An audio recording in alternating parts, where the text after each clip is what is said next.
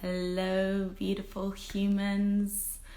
So happy to be here with you this evening and welcoming a wonderful guest and also a dear friend of mine, Sharlene. And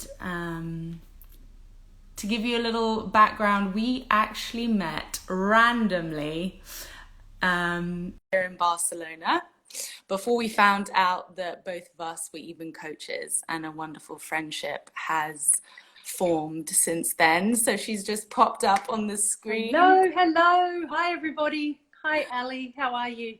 I'm very well, my dear. I'm very excited about this. Oh my gosh, I've been me telling too. my And this audience is my that first live Instagram video with someone else. So you are I'm like losing my virginity with you. oh, stop it, Charlene. I even dressed up for the occasion. Well, I'm going to introduce you just a little bit briefly. I've told them first how we met randomly. Just boxing was our first initial meeting, and a wonderful friendship has blossomed. So Charlene is a relationship coach that helps women and couples to have the relationship that they truly desire and deserve without necessarily leaving the one they already have. That's right. Because often we think we have to leave the one we've got to have that thing that we really want, but it's not necessarily so. Yeah, absolutely. Is there anything else that you wanted to say just in terms of the work that you do before we dive in?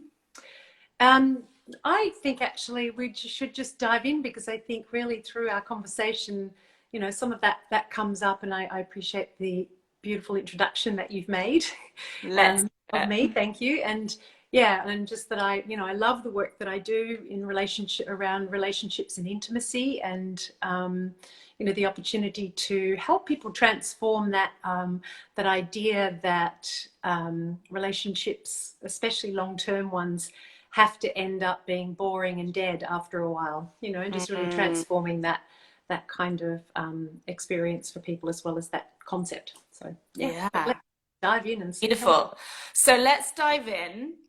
I also have a lot of clients that bring relationship stuff to me. However, you are obviously specialized in that, with people that come to you specifically working on relationships. So what would you say are the biggest challenges that people come to you with your clients? So I'd probably come to this from two perspectives, because as when you're working with people, there's kind of the thing that people come to you with, and there's the thing that as a coach, what you see, what you understand from a different perspective. So I would say that people come to me for lots of things. Sometimes it's I particularly have women coming to me first, because often women are the ones that want to make changes or recognize that something needs to shift, especially when you hit that sort of 40 plus years, and when that's the sort of the beginning of that sort of perimenopausal stage, which is a really important phase in a woman's life, when we're starting to have like our second adolescence, and we start to get this kind of I don't want what I've always had, and is this really all there is in life? So it's an important kind of spiritual aspect to our journey as women. And so often they come going, I've been married for, or I've been with this partner for X period of time, or that I've just started a new relationship because I'm recently divorced, or whatever that is. And so often what they come with is things about just, this is not what I want. And the challenges are often to do with, they talk about the differences. And so many women say, when we first met, we were really different. It was really exciting, but the differences have now become their problem, as the way they see it, That happens, isn't it? The thing that you kind of were drawn to the most about them, that made you almost fall in love with them in the first place, then becomes the thing that irritates you the most about them. Yeah, and I think that happens with people with their children as well, quite frankly. That often the thing that you love about your child is the thing that's most annoying as well. You're like, you love your child being really independent, but when they're independent, they're really difficult to deal with. And so, it's a similar kind of thing. We don't have a lot of, we end up with not a lot of room for that. So There's also people coming wanting their partner to change. You know, so often women Mm. also do a lot of kind of personal development work. Not always. I mean, sometimes it's the man that does that, and it can be either partner. But generally, there's somebody that feels like, you know, it's the other person that needs to change, and I can't make them change. They won't do what I ask them to do, and that kind of that experience of I'm not getting what I want. And I can't seem to force them to give that to me, and to do that for me. And that's a really frustrating experience for people, you know, especially if you feel that you're giving a lot in the relationship and you don't experience having that back. A lot of the times it's about arguments that they just don't know how to resolve. They don't know how to work through the way they argue. And also that thing, like, if I can't get what I want here, then I need to leave, because obviously if I can't have it, if I can't get what I want, then I should go. So I mean, there's many other things, obviously, Ali, but I think those things are probably things that show up quite a lot. And one more that's really interesting is that women often come to me where they don't want their partner to know that they're doing work with me. Yeah, which is interesting, isn't it? Yeah, yeah. And just like afraid of the judgment, or that the partner will make fun of them or criticize them for spending money on something like their relationship, or that they just don't have the kind of level of intimacy where they can share, I'm not happy here, can we work on something together? And so that's really common. And do you think there's a level of almost shame or embarrassment when you're in a relationship and it's not working to almost speak about that? Yeah, yeah, and it's interesting. You know, we often speak to, or we in general, because I include myself in this at certain points in my lifetime with relationships I've had too, is that we sometimes share more with people like our friends than we do with our intimate Mm, partner, which was really interesting. And that fear of, I think there's, you know, I don't know what you think, but I think maybe that fear of being rejected by that person that you most need the kind of approval of, in a yeah. way, it's better to not say anything and keep quiet about it than have the rejection from that person that's so important Mm, to you. Yeah. So yeah. very interesting. And then there's, you know, from a coaching perspective, from what I see, a lot of the challenges are really about not being able to see each other's perspective on things anymore. Sometimes people do in the beginning, and then they just kind of lose it. And so Mm, not being able to stand in your partner's shoes, it's, you know, there's a lot about, I want you to do it my way to see it my way, but there's not, you know, you also often don't even, you know, a lot of couples that I speak to don't even know how they see things, let alone how their partner does. yeah. There's that sort of loss of curiosity about our partners, thinking that we know them really well, Yeah. and you know what to expect from them, and that creates a problem in and of itself, because as soon as you lose your curiosity, people are put in a box, and then they don't even have room to Absolutely. behave. And Yeah, that is, I think, one of the biggest things that changes from the beginning is that belief of, I now know my partner. I know what they like, I know what they don't like, I know what they always do, I know what they yeah, never do. And like you said, that immediately limits them and then the relationship together. And I always think of that. I'm like, we don't even know ourselves, right? yeah, We're constantly learning stuff about ourselves each and every day. So how can we assume that we know the other person? yeah, And we go back to the beginning of relationships when we were dating, and there's so much excitement to know more about that person. yeah, You want to know their previous relationships, you want to know their background, their family. And I find we stop asking yeah, curious questions to our yeah, partners. yeah, Um, and it's something that I was thinking about, but we have those check-ins, those deeper conversations in almost every other part of our life. If we yeah. think about work, we have our performance review of, where are you at right now? Where do you want to be? What's going on for you? Yes, Even with friends, when we sit down, we don't ask them like, how is your day today? It's, how's your life at the moment? What's going on? Yeah. And we forget to do that with our partner because we spend so much time with them. Again, we assume we know how they're doing. We Yeah. assume we know what's going on. And so that was actually something that I set up with my partner. We had a tradition of Friday Menú del Días, which over here in Spain is that amazing deal you get a cheap lunch from, where we would intentionally sit down and truly ask each other how they're doing. Yes. Because I noticed, and I don't know about people on here as well, you know, the last time that you asked your partner how your day was, Mm. every single day, but when was the last time you said, how are you doing? Yeah.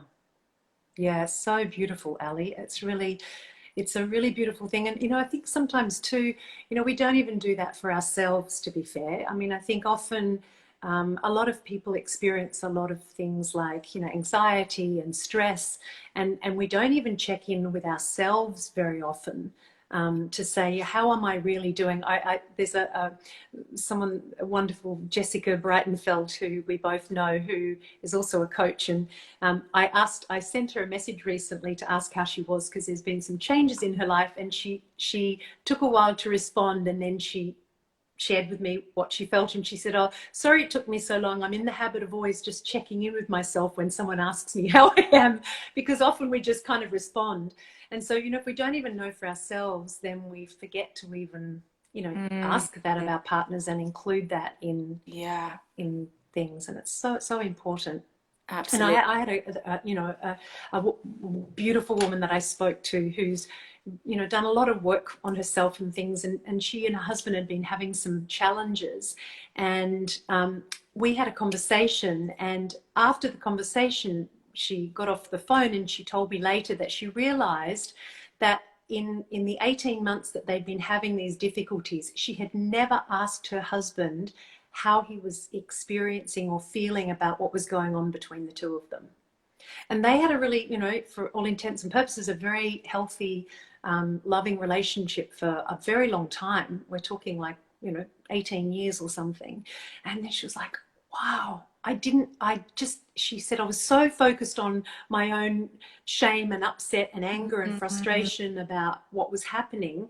And she said, I just had this moment, but I didn't even ask him how he felt. And they actually had a beautiful moment together when she realized that, and gave him the opportunity to share what he was experiencing. So, yeah, it's so Beautiful. important. And to be able to do that, like you said, on a daily basis, what a beautiful thing to do with your partner. Yeah. Mm.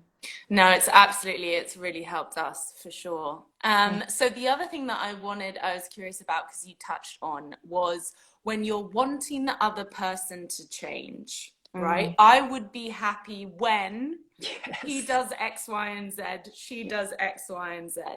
Mm. And I've noticed with my clients, it comes up a lot of the time that they want to receive affection, Mm. connection, or love in a particular way that they feel Mm. like they're not getting.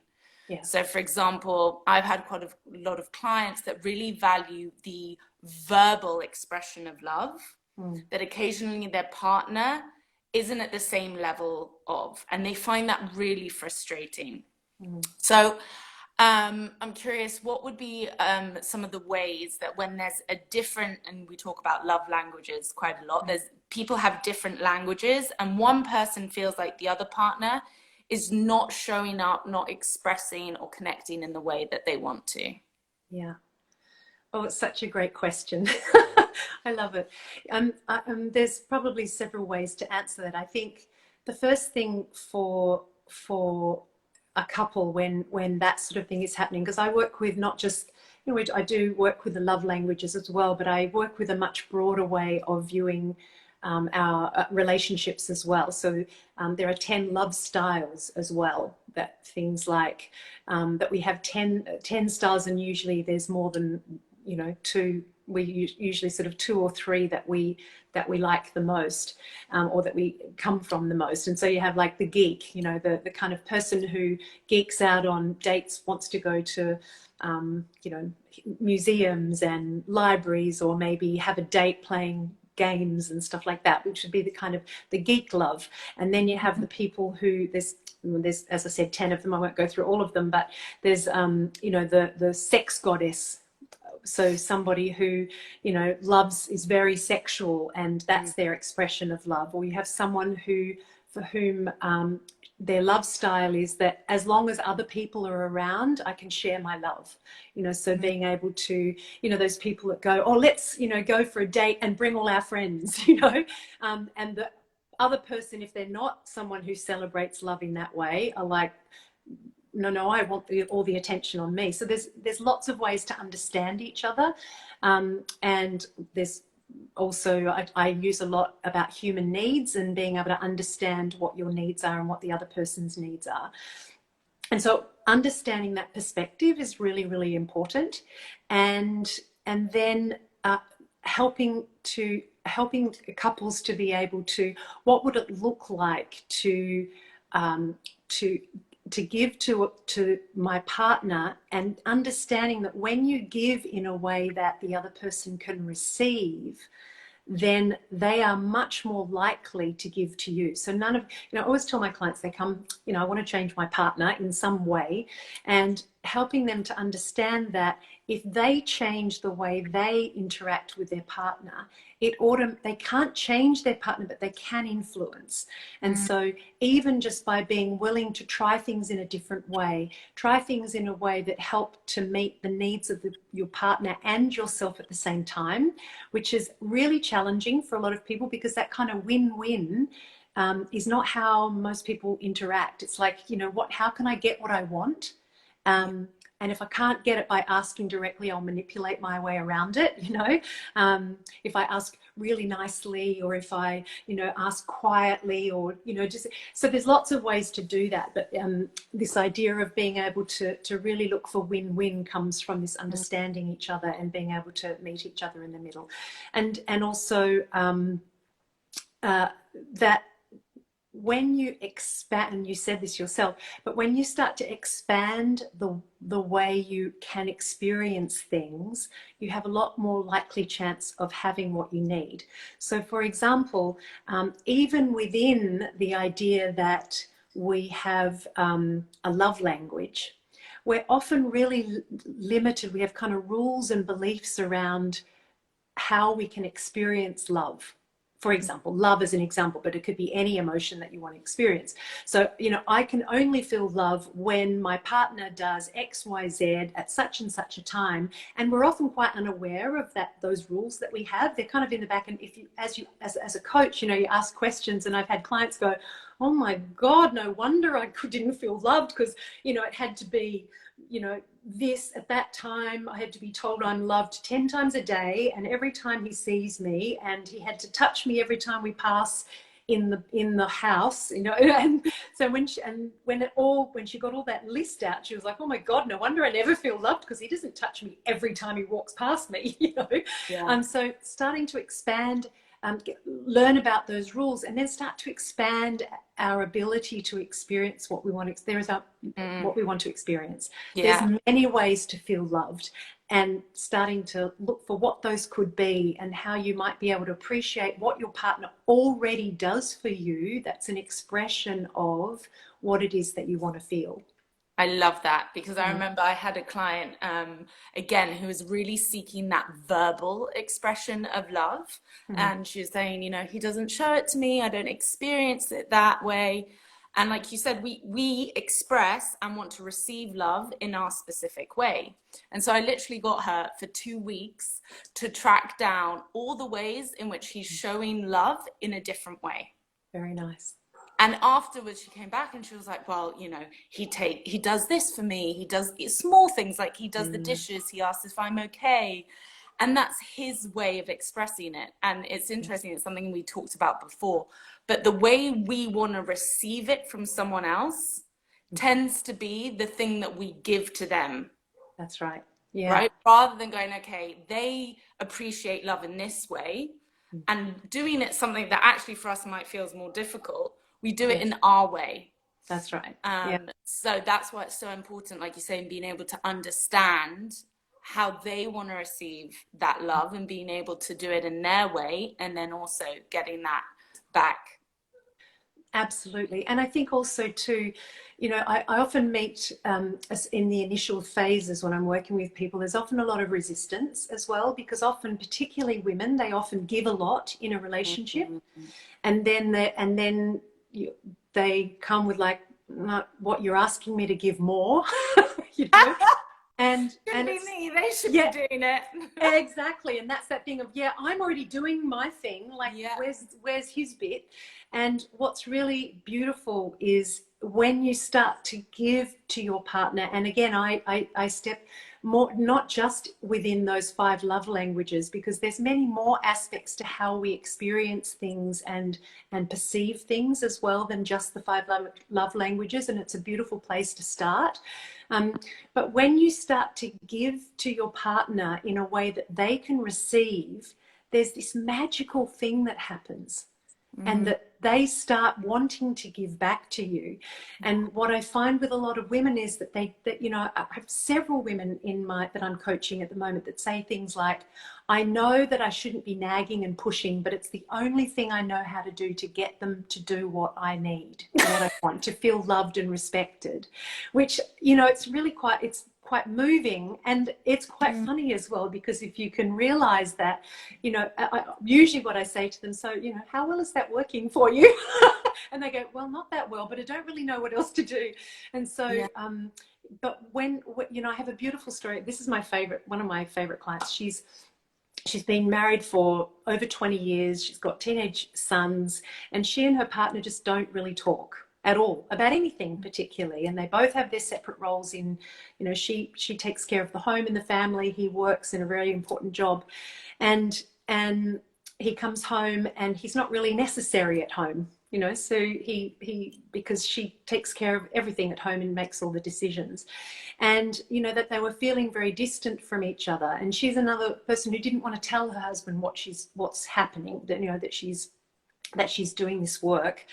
And so we began just very simply looking at what's underneath, what, you know, what might his needs be from a, you know, from various perspectives that we were looking at, and what does she want to feel. And so what she wanted to feel was way more connection and love. That's really important to her.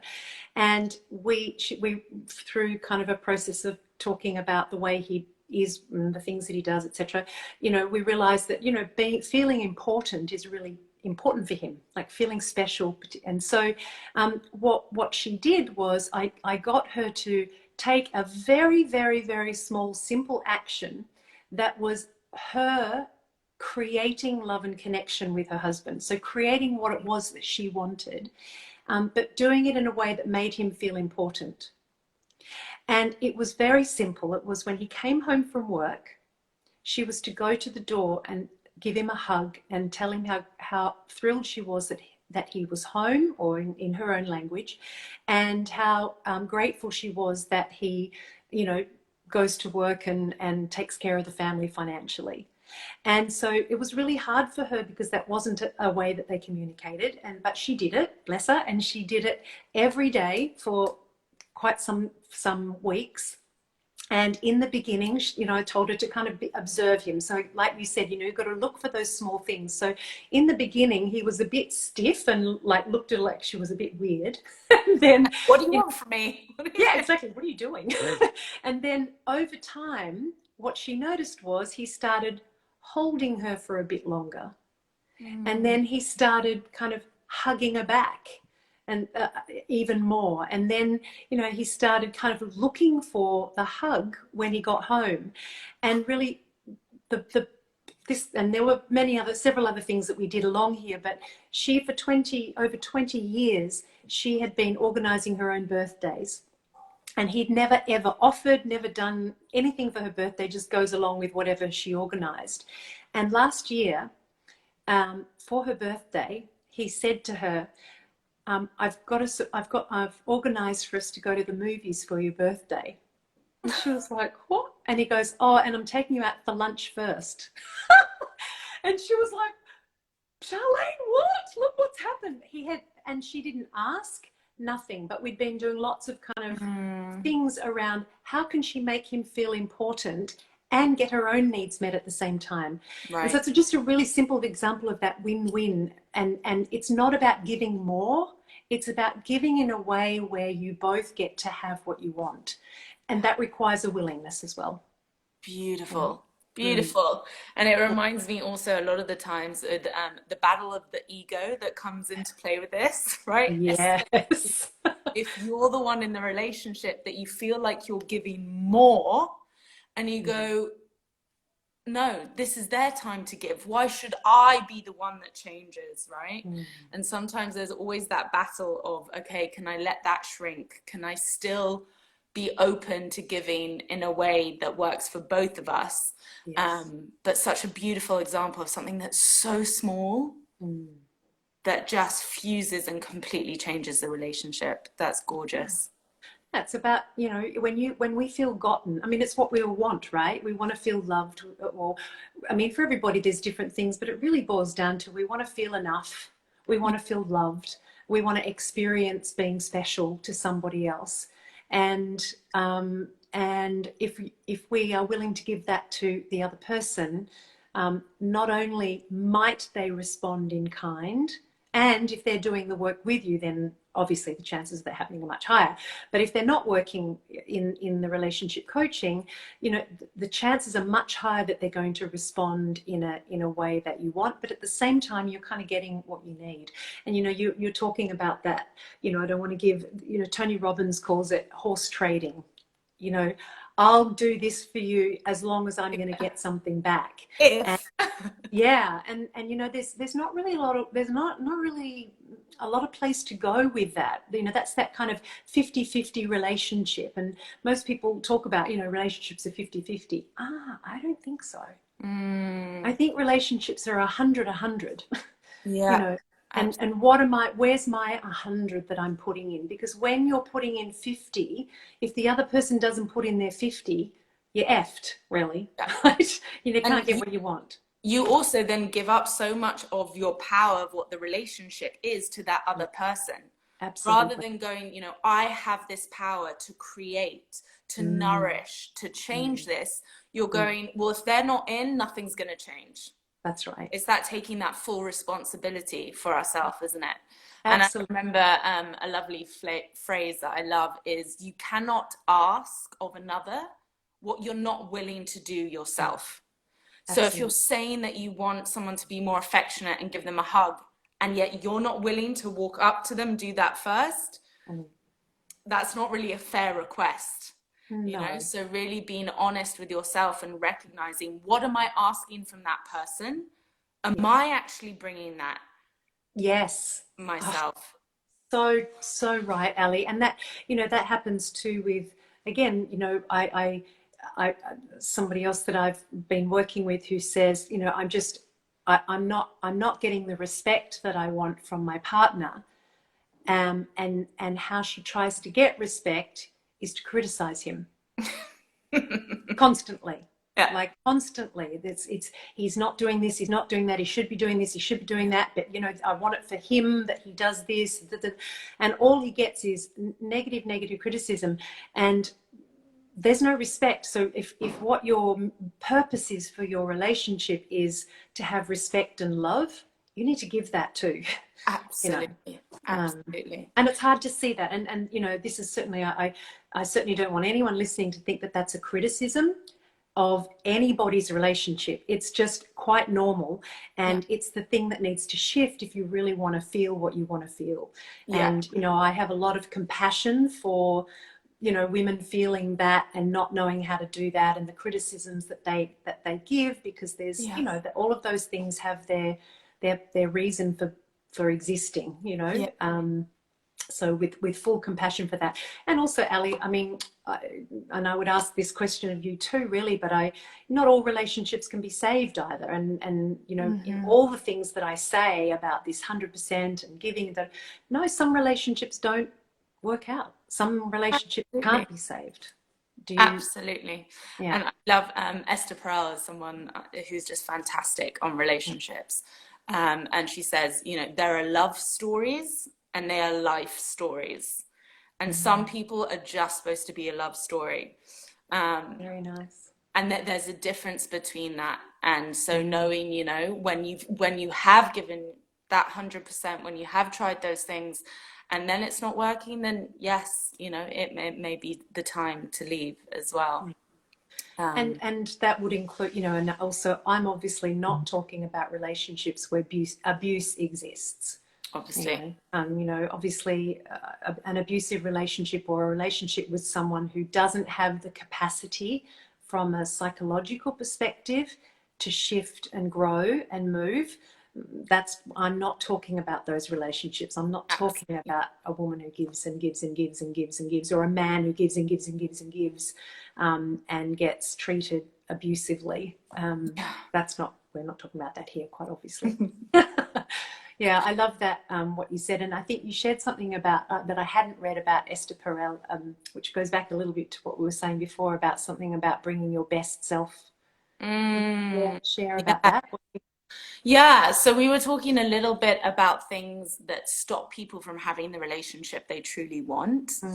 And I do think it's very true that often we actually don't bring our best self to the relationship after a while. If we think back to the beginning, it tends to be the place that we put most of our effort into, right? Planning dates, what we're going to wear, the mood we're in, everything. It's like, you know, we get obsessed by these dates and events. And then eventually it kind of becomes our place of Netflix and chill, right? It's like, you know, the work is where we bring our creativity, our growth, the new excitement, other plans in our lives, and we can become quite complacent with the relationship. So for me, a relationship, of course, is the place of safety and security, a place that, of course, if there's lots of other stress in our lives, it's a place to receive and be nourished. But if we're always giving our best everywhere else, like, no wonder that part dwindles, the energy, you know, kind of fades. So I think it's really important to put in as much creativity, as much innovation and energy into our relationship, as well as everything else. And, you know, I feel very lucky, but in our relationship, we do hold each other accountable to that. You know, we're probably in a place where it's a really good foundation that we're able to actually listen to that for each other. But I remember a time I was launching my coaching business. I was also having a lot of clients during COVID and in my own personal development program. And just unconsciously, the relationship was there. And, you know, my partner really checked in, and he actually told me, and he was like, I feel like you're just giving this the leftovers. And that, you know, at the beginning, I was like, I bet that hurt. Yeah, it did. And yet I'm so grateful for that, because it's a thing that, again, I think about, and one of my teachers told me, but if you think of all the things that we juggle in life as balls, and some of them you drop and they bounce back and they can recover quite easily. And others are like glass balls that if you drop, they shatter and it's really difficult to put back together. Now, for me, my relationship is something that I cherish, that if it would completely shatter, it would be very difficult to put back together. So it's one of those that I want to keep nourished. I want to keep prioritizing and energy there. And so having that amount of accountability and transparency between each other has been so amazing to keep it at that level before, you know, it gets to a place where it's really struggling as well. I love that, Ali, and I know that about you as a human being, because I know that you're incredibly insightful, and that you always look here first. You know, there's a lot, you know, I know that you do so much work with that, and I think, you know, I don't know where I guess some of it is a little bit of that kind of fairy tale ending of riding off into the sunset on the white horse, and then there's no more story after that. And so you're left to have your imagination make up what happens to that prince and princess afterwards. And the truth is, you know, relationships, they take work. You know, they do take work. And, you know, some of the people that I speak to, just, they don't want to do the work. And yet you want the relationship to be something that you want. The thing that I always look to, though, and this is, I love that you pointed to that about, you know, what happens in the beginning of a relationship, is that very often this whole thing about fixing a relationship or repairing it is this whole thing of, oh my God, you know, like, oh, I've got to fix my relationship. It's in a really, it's going to be awful and it's going to be hard. And you know, I hear that from people, and it's like easier to just kind of let it kind of be there until it isn't anymore. And then you've got, you know, the emotional upheaval of and the financial cost of divorce or separating after years of living together or whatever that is. But the reality is, in my coaching that I do, a lot of it is what you said before. It doesn't have to be hard and awful, even if it's in a bad place. It can be just very simple tweaks that you can make, that or little tricks that you can learn, or just a shift in perspective, or also bringing back some of the things that used to work. You know, often, you know, we don't have to dig into or necessarily all of the bad stuff that's happening and working out why it's happening. Sometimes it's just what are we not doing now that we did before that worked, and could we just bring a little bit of that back in, you know? And that can just sometimes shift. You know, it's like there's I've just gone a blank on his name now. It'll come to me in a moment. But there's a very famous oh God, what's his name? That's menopause memory. It'll come back anyway. So it's this very famous man who was a designer, was an architect, and many other things. And he used to talk about the ship of state, and that if you want to change something, then it's like a ship. If you want to change something in the world or in the government, for example, and if you have a big ship and you want to turn a ship in the ocean, you can't turn it just by turning the wheel. The reason because the rudders on a big ship are so massive in order to make the ship turn that they can't move, because there's too much water. The water pressure on a big rudder is too much to be able to shift it, right? And so on the big rudders, there are smaller rudders that are called trim tabs. And the trim tabs are the things that when they do that, it turns the trim tab. And what that does is that those small little rudders change the current of the water. And once the current of the water shifts, then the big rudder can turn, and then the whole ship can turn. Now, Buckminster Fuller is his name. We knew we'd get there. I knew I'd get there, yes. Thank you for your faith in me and my memory. So, and it's like that in relationships sometimes. You know, it might look like you've got so many massive things to change that you're just like, I just can't even face it. But the reality is sometimes that small thing, like that small hug that woman gave her husband, it's been small things that we've been doing. It's not that she's been doing. It's not massive things. And just those little shifts have been enough to shift the relationship. And she now says, I just feel so much more love and connection in my relationship. I can't believe it, almost, you know. And she's not even regularly doing all the things that were working. You know, I'm having to prompt her to keep those things up. because, But, you know, so it's those small things, and it doesn't have to be hard and horrible and difficult to shift a relationship if it's gone way off course, you know. Which I think so many people will be so happy to hear. On here. So, my dear, let's move on to another topic. Yes, because I want to ask you a question. Can I ask you a question? Because I want to ask you about arguing, because it's something that comes up a lot, and we had to talk about this the other day. And a lot of people come saying, you know, we argue all the time. And so is it healthy to argue?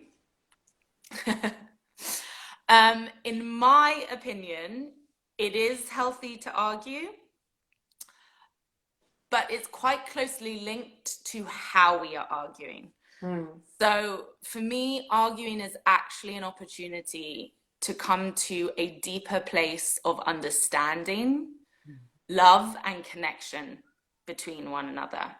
There's definitely been a lot of opinions of, depending on how much you argue, is coherent to how good of a relationship it is. And I don't believe that is true at all. You know, if there's a relationship that never has any conflict or arguing, I actually find that quite worrying.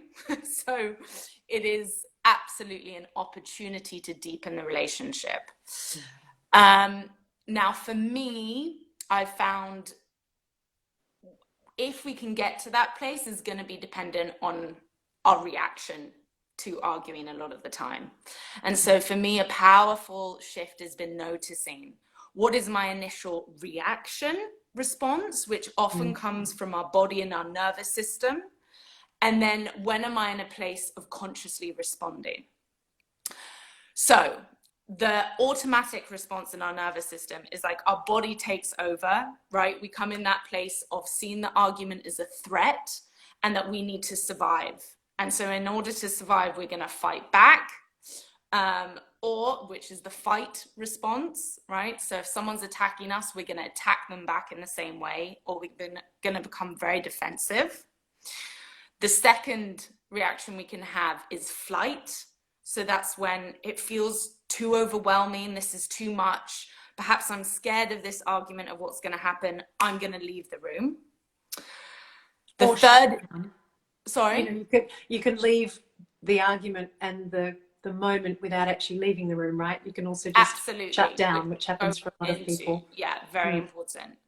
The third one is freeze, when your whole body shuts down and perhaps you feel like you have nothing to say, you can't even explain your emotions. And the last one that's often left out is appease. So that's someone who hates conflict so much that you just want to apologize before you even know what you're saying sorry for. Who does that? Who apologizes for everything? What? And you'll be like, I'm so sorry, let's just make this better.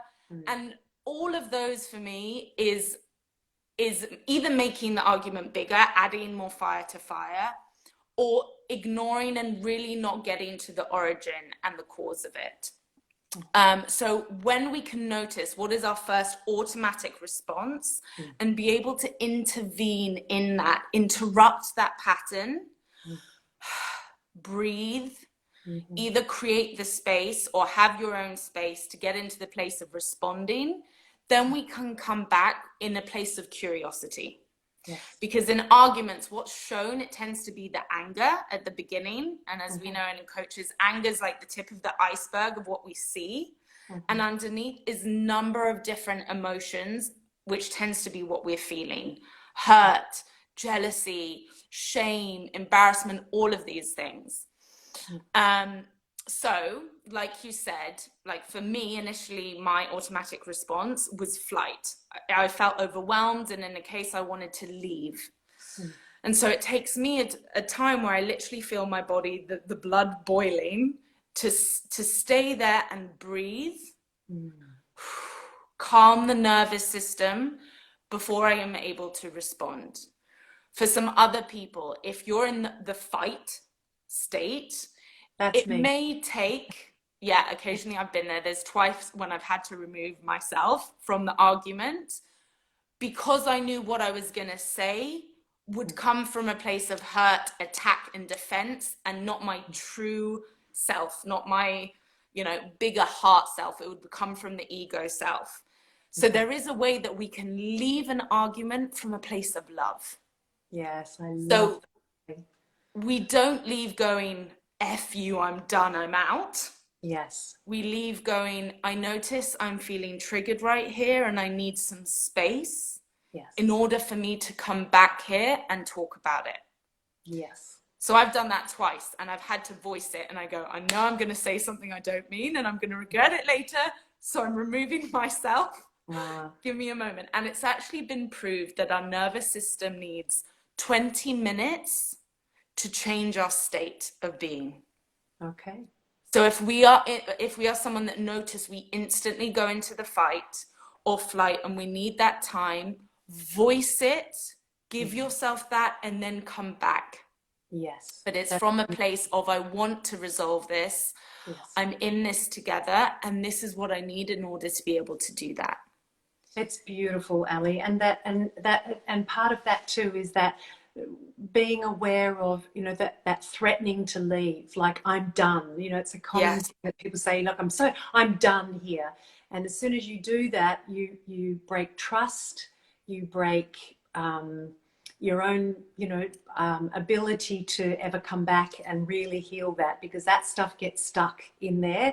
And then you've now got the fight and flight thing of, what if this person leaves? And so you'll either get somebody who fights back against that and pushes those buttons, or they withdraw further from Yeah.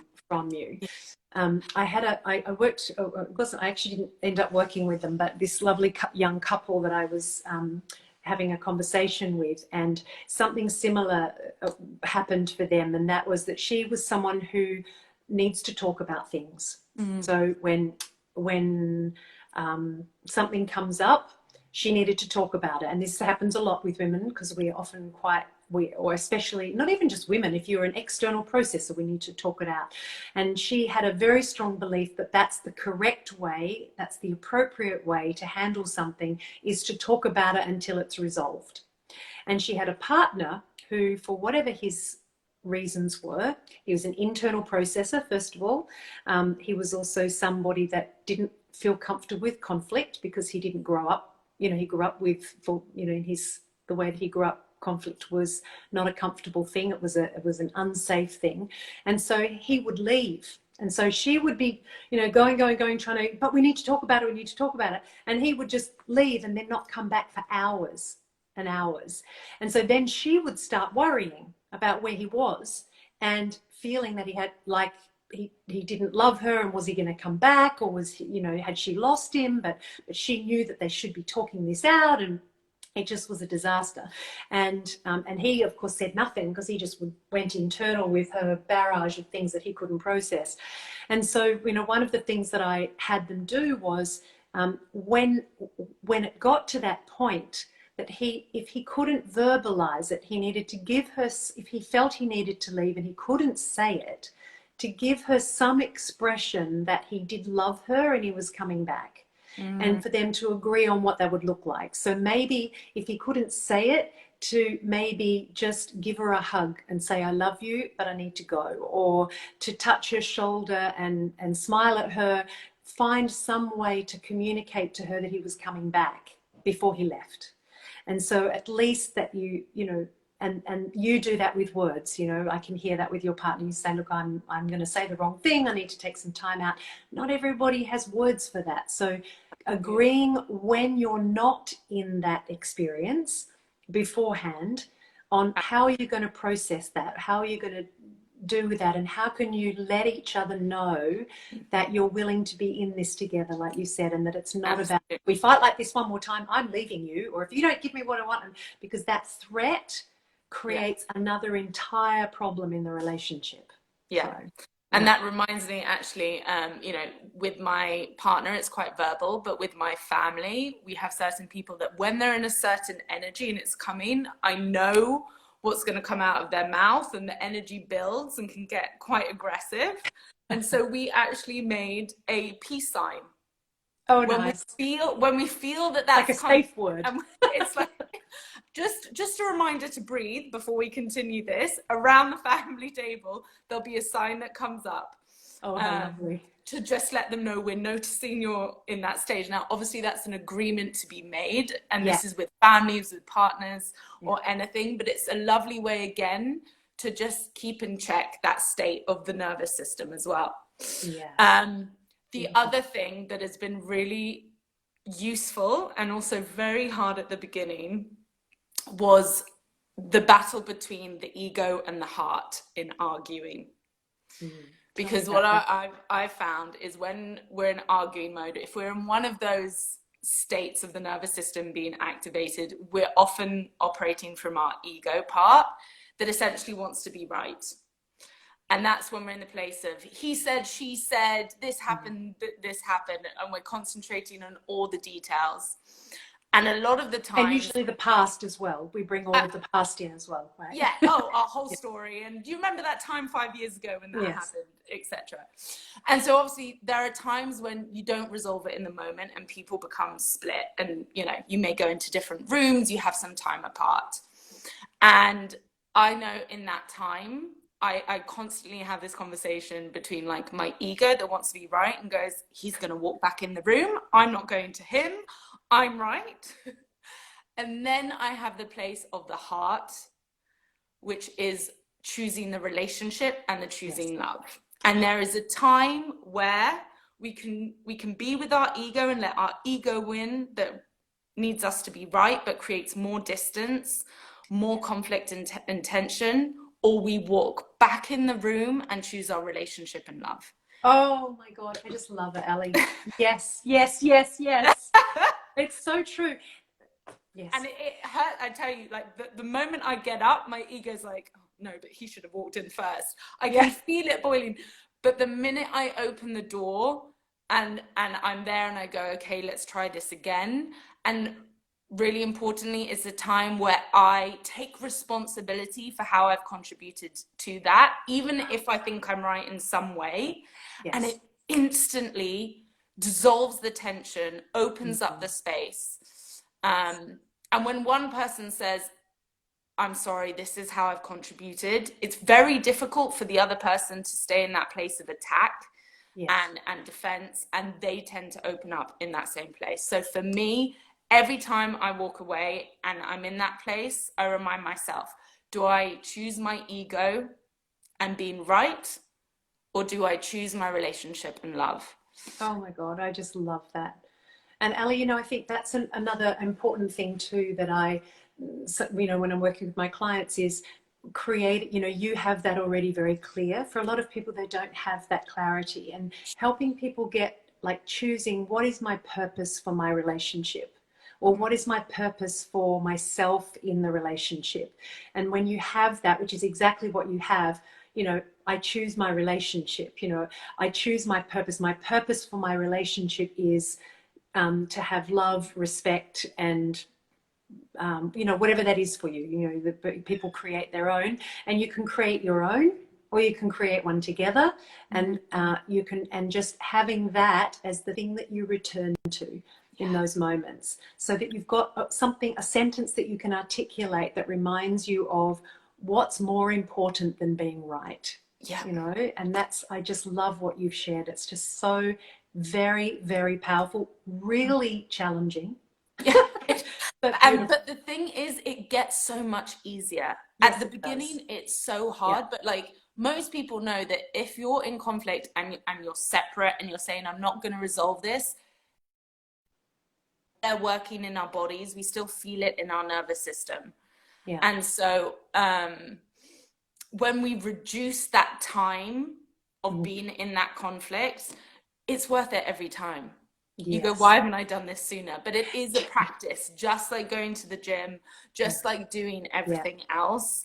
It is a practice that gets easier once you've started doing it. So the first time, I'm not going to lie, it's going to be incredibly difficult. But then you reap the rewards of it afterwards. Absolutely. And also sometimes bringing some humor to some of it as well. And I've had forced humor with my last partner. We would get into an argument. I remember this one particular time, and I'm a fighter. Like, I fight.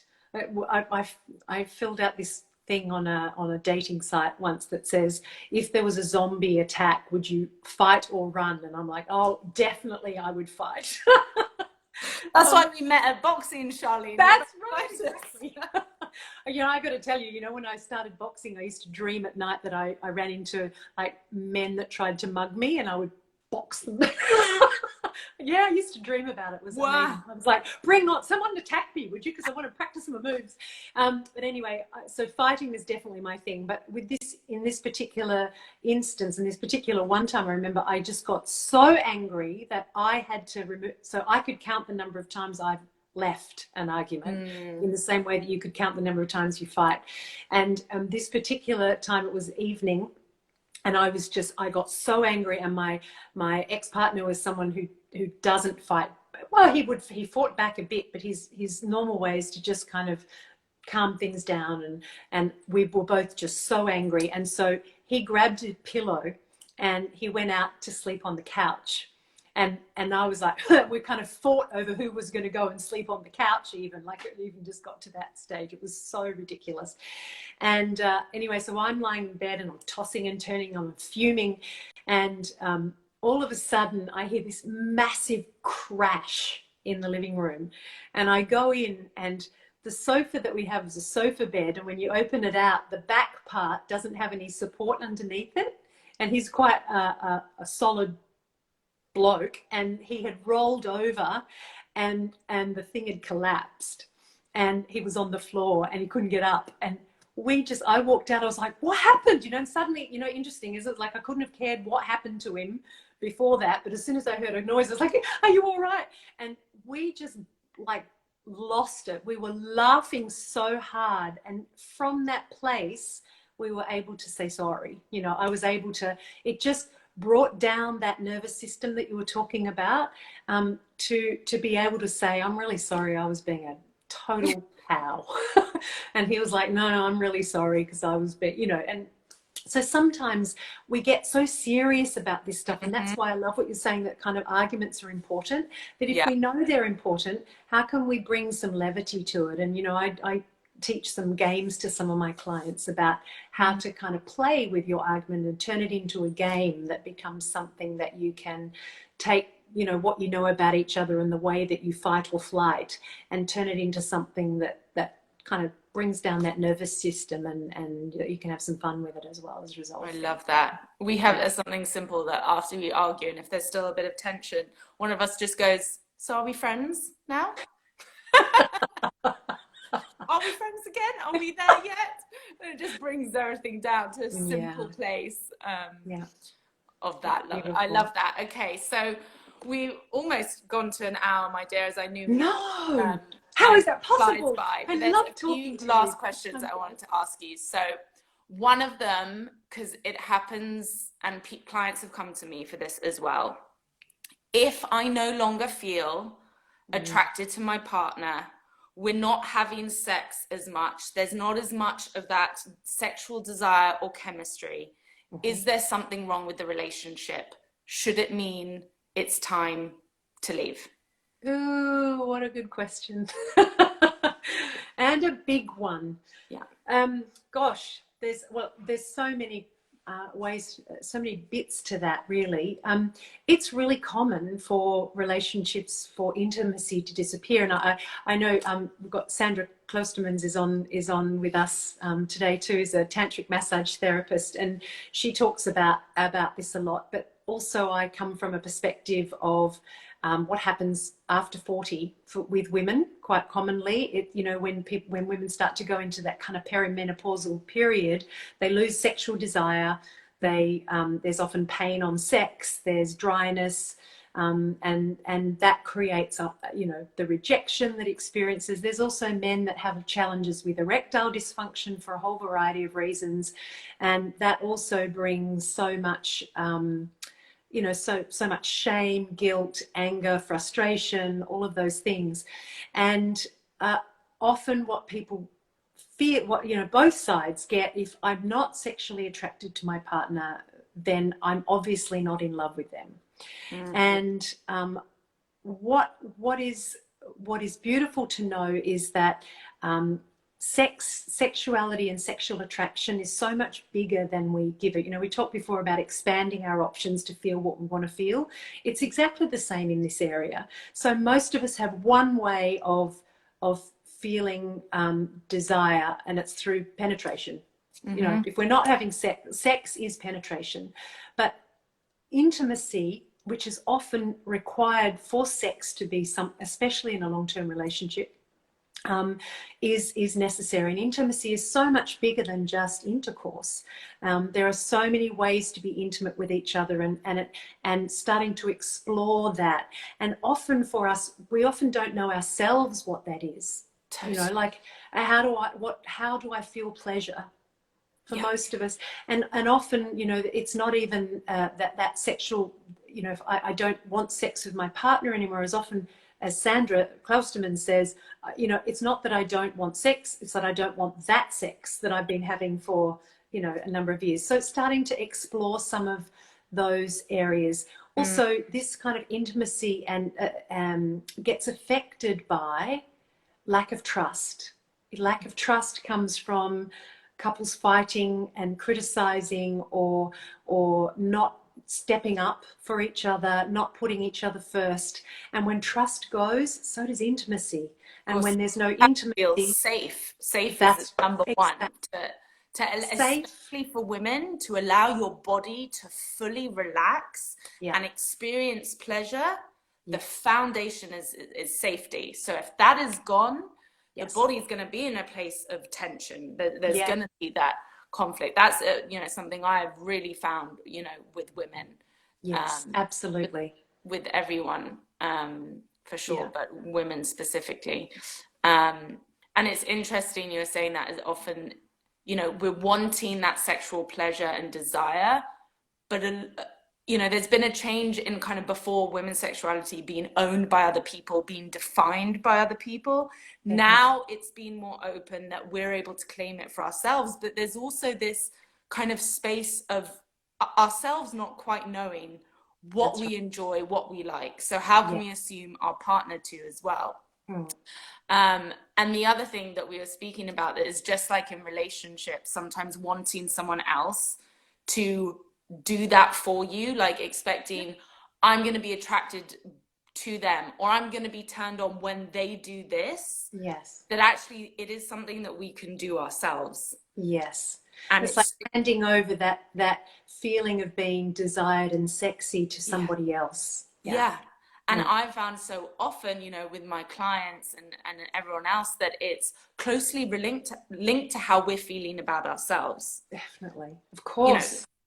self-worth, confidence, all of these things. But if we're not feeling that and just expecting that from them, that's putting so much weight, so much responsibility on them. And if there's, any women on here, Pussy a Reclamation was Yes. an amazing, amazing book to bring that ourselves, to reclaim that ourselves. And there are so many things, obviously, that affect that.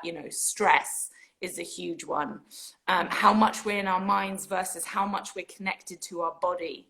Yes. Another one, the self-worth. But I had a client who felt really bad about how much time she was taking to reach an orgasm, thinking, Right. I'm not worth this time. If I'm not happening, I can't be lying here. And Yes. giving herself permission to receive, to take That's as much time as she needed to just be in the body. And she had the first orgasm that she'd experienced in her life from that. Wow, that's just so amazing, Ali.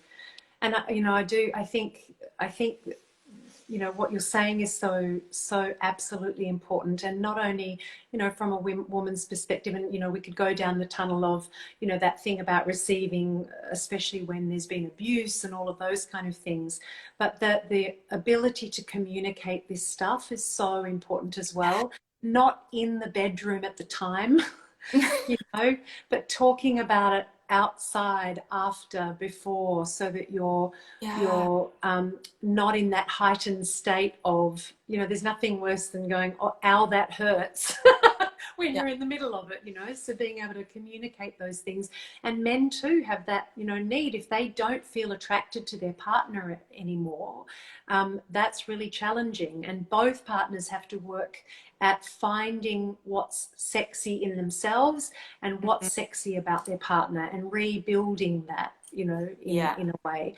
And, and I certainly know that for most men that I speak to, and that I have had these kinds of conversations with, there's nothing more sexy than a woman who feels sexy. Absolutely. So when you feel sexy in yourself, when you give yourself permission to experience that part of who you are, which is an energy, really, then it's incredibly hard for a man to be not attracted to that. Yeah. So beautiful. So, my dear, let's wrap up. Have we run out I of know time? we could be here for hours and hours. We'll probably have to do another one. If there are any other questions, by the way, for you lovely people who are on here, feel free to write them in the chat. And also, we can do another one as well. Yeah, because I also wanted to talk, and maybe this is a different kind of topic, but we talked about, maybe I wanted to talk about this idea that especially if someone's left a relationship, do I have to heal myself and be you know, do I have to be whole before I can get back into another relationship? I don't know whether that's something we've got time for, Ali, or whether we actually park it here and talk at another time. But yes, I can touch on that briefly, and you let me know your opinion.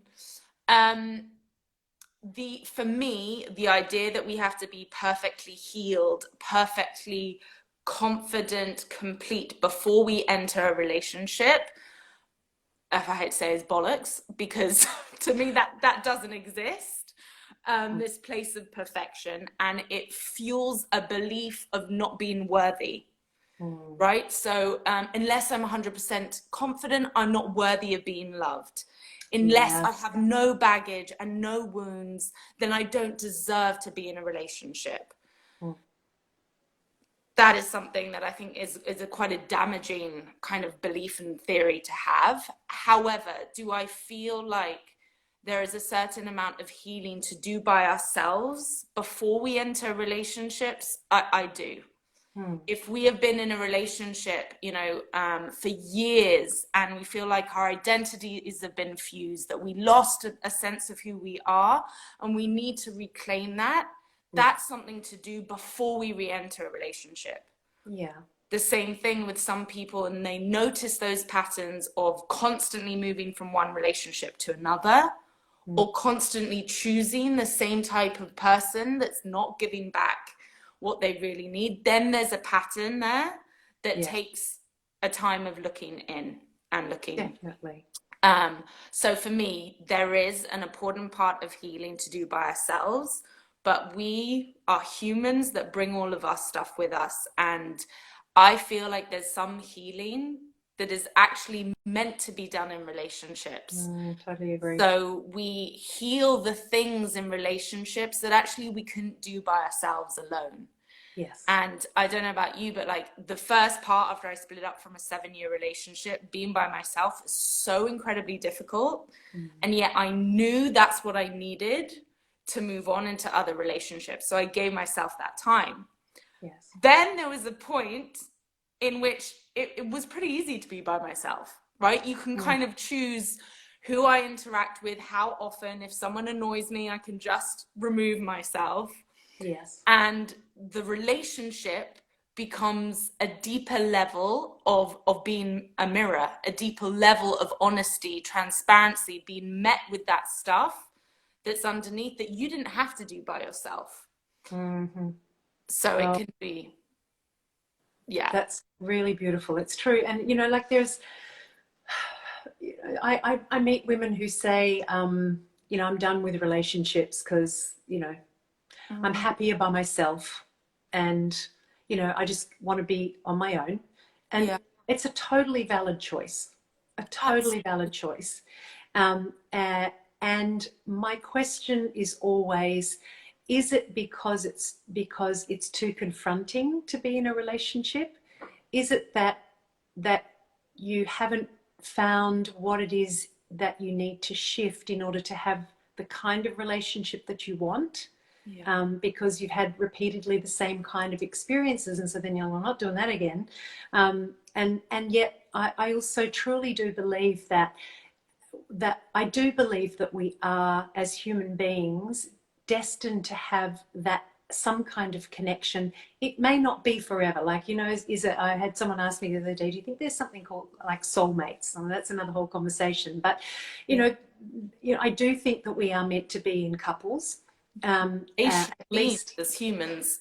Yeah. And it's because you can't experience certain things in life alone. Yeah.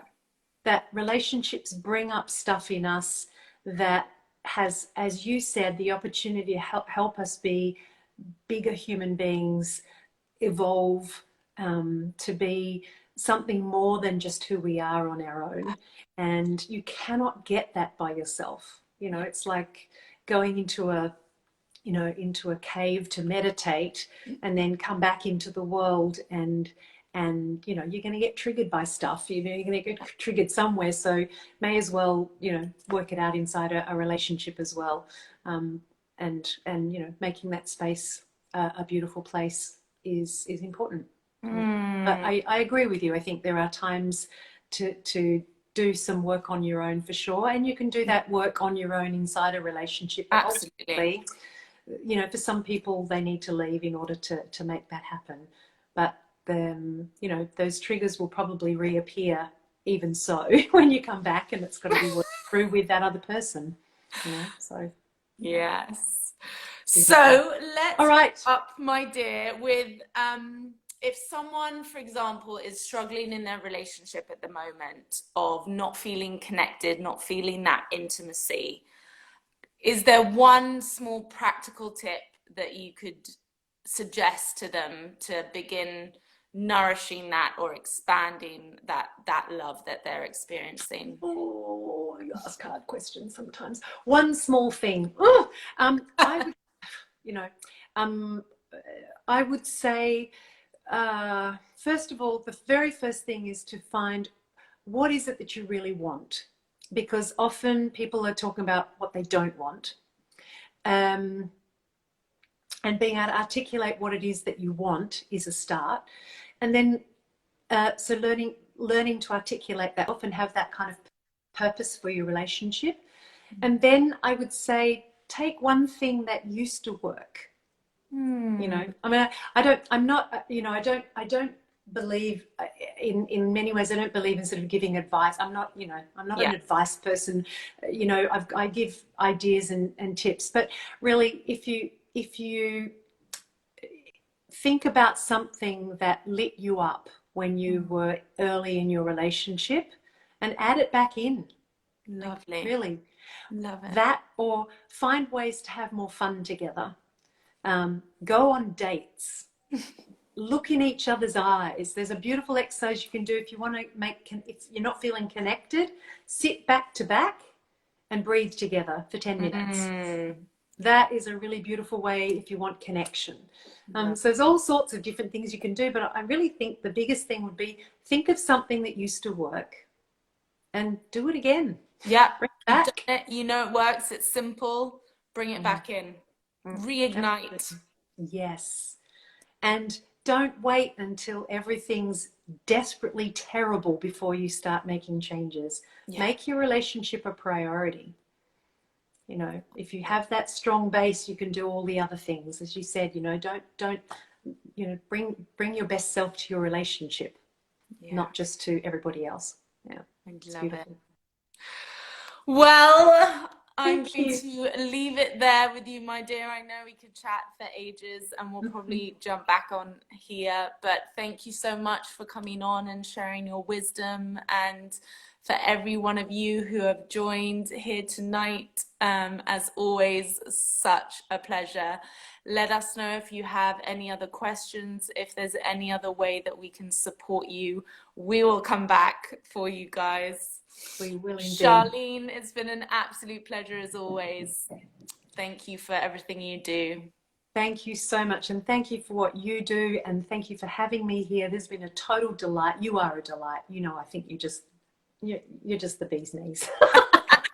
So, and I know we'll have lots more of these kind of conversations. Sorry, everybody, but you're going to miss out on our other conversations because we talk regularly. But I really, really honour you for your integrity, for your beautiful attitude to life, your way of holding space for people. You've held space for me. We're not been friends for long, but you just have an incredible way of holding space for me at my best and worst, and I really, really appreciate that and love you very much.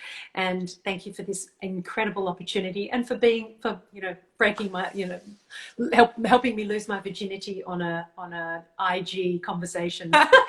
Very welcome, my dear.